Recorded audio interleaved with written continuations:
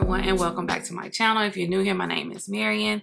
Today I am doing a first impressions on the Hourglass Vanish Seamless Finish Liquid Foundation. This foundation has been out for a very long time, but I decided to pick it up from Sephora since it was on sale, and I am looking for my summer shade. I went into Sephora and I let the beauty advisor match me because what I was going to pick online is different than what she selected. This is kind of my perfect shade. The one up higher was too dark, so of course I'll more than likely have to finesse it. But if you would like to hear my thoughts on this foundation, watch me apply it. I applied it with the brush and with the sponge. Then stay tuned. But before we jump into the video, please don't forget to like, comment, and subscribe, and make sure that your notification bell is turned on. And without further ado, let's get into it. Okay, so I recently got the Hourglass Vanish Seamless Finish Liquid Foundation. If you haven't seen my foundation collection video, I'll link it up here, where I was trying to figure out if I had my summer shade in my collection. But I went to Sephora and one of the beauty advisors matched me to Warm Honey. So we're gonna see if she was dead on or if I need to take this back and get a different shade. And this is what the bottle looks like. It is a frosted glass casing. And just let me tell you a little bit about the foundation based on Sephora's website, because this is where I got it from, Sephora. It says it is a highly concentrated liquid foundation designed to deliver instant full coverage with just half of a pump, no primer needed. It's full coverage, natural. It's good for normal, combination, and oily skin. It's cruelty-free, vegan, and also free of parabens. It says it applies like second skin, creating a smooth and flawless complexion. Light reflecting microspheres blur and create a soft focused finish. The non-comedogenic formula is waterproof, transfer proof, and sweat proof. So since this is saying it doesn't need primer, I'm going to do one side of my face with primer and the other without, just to test it out and see if it, holds up to its claims. I don't have any type of moisturizer on my face. I wasn't sure what I wanted to use. Okay, so I'm going to use the Charlotte Tilbury Magic Cream, and I'm not going to use a lot. I didn't do my brows or anything because I wanted to kind of focus on the complexion. I'll do my brows later because typically I do that first when I know I want to do eyeshadow, and that's not a priority for me today. Okay, so based on the instructions, it just says to shake well before each use, apply with their foundation brush. But I don't have that foundation brush, and I'm not about to buy their foundation brush because I have a lot of foundation brushes. So I guess I can do one side with the brush and the other side with a sponge. So we're just gonna test out and see how this goes, like a real true little review. So let me put it on the back of my hand. Ooh, this is a little liquidy. I don't think it's supposed to be this liquidy, and hopefully I didn't get a bad batch. It came out too liquid. I don't like that. Let me clean my hand. Okay, this is already a little rough start. Let me shake it up some more, I guess. Now, if this is some liquid, like thin type stuff, then I don't know. Yep, it's liquidy. Okay, so this side I'm gonna do with the primer. So I'm gonna use the Milk Hydro Grip primer because this is my favorite, and I feel like every foundation should be able to mesh well with it. So I'm gonna let that settle in while I do this side with the brush and no primer. I think I'm gonna just pump on the brush since you see how liquidy it is.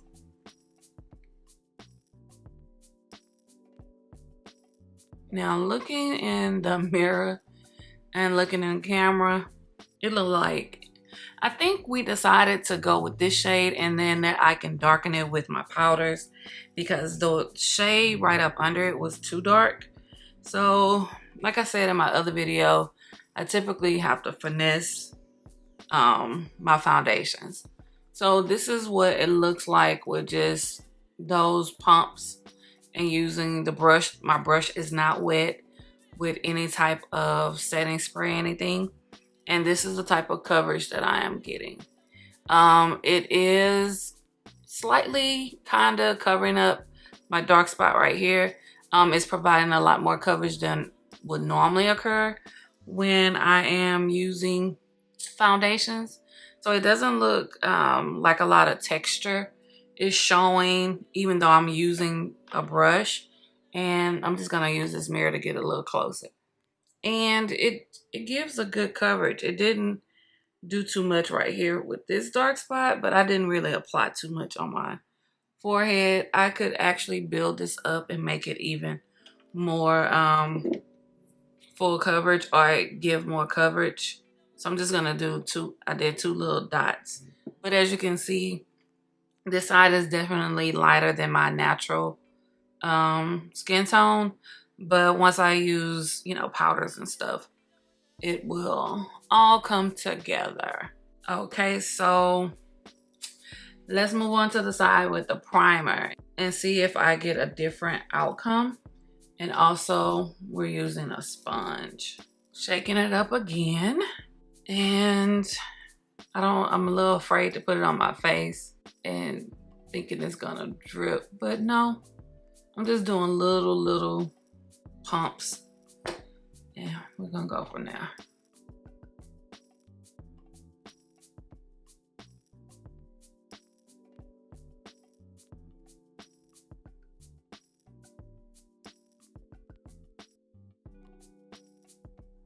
So I added more directly to the sponge versus my face. I can already tell you that it's hard to blend with the sponge versus the brush. So I'm constantly having to go over to make sure that the splotchiness is blending. You know, I'm seeing patches and where my foundation is. It might be hard to see on camera, but I can definitely see in person. Okay, so this is what it looks like with this side no primer and using a brush, and this side with primer and using a sponge. Honestly, so far as a first impression, I'm liking the side with no primer and using the brush better than this side. But you guys let me know, do you like this side or do you like this side? I just felt like I had to put in more work over here, and I still do. So I'm going to finish my face and then come back and just give you my final thoughts, I guess, or my final thoughts on my first impression of this foundation. Okay, so I added some bronzer, concealer, highlight, blush, something quick, and then gloss. Only thing that I can, well, you really can't say much about this because this is lace spray. My botched job, I'm putting my wig on this morning for work. You rush when you have to be to work for 5:30 in the morning. But needless to say, I set my face with Fix Plus, and it kind of like messed up my foundation. It had like little spots. So I had to kind of blend that back out.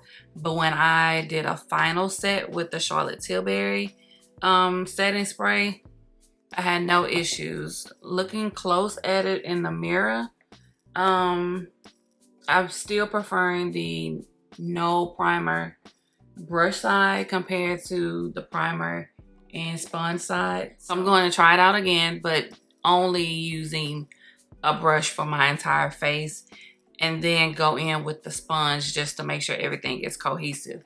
But even just using the brush, everything looked like it blended so well.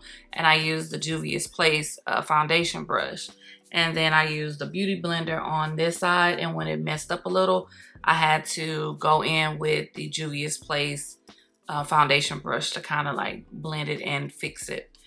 I really didn't do too much. I didn't do anything to my eyes. I put on mascara. It said it's full coverage, and it's definitely full coverage. I don't really too much see my dark spots peeking out down below. I did do an all over powder, the Dior powder, and I set my under eye with the One Size Beauty translucent powder.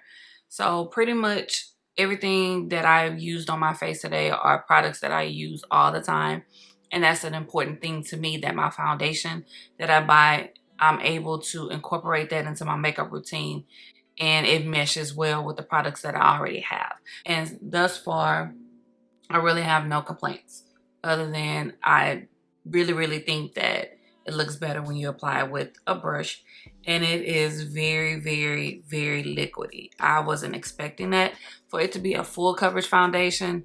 I just wasn't expecting that. I wonder if this, you know, was a defect or anything. Maybe whenever I go back to Sephora, I'll check and see. Other than that, it looks good. I probably will do a wear test and come back and let you guys see what it looks like, or I might insert a video from my phone so you can see what it actually looks like from the iPhone perspective.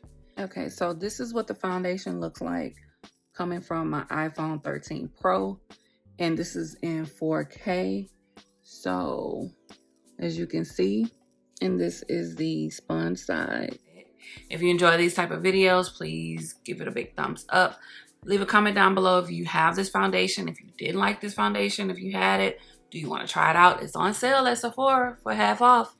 But anyways, please make sure that you are subscribed, and make sure that your notification bell is turned on so you can be notified every time I upload a new video. And as always, thank you for watching.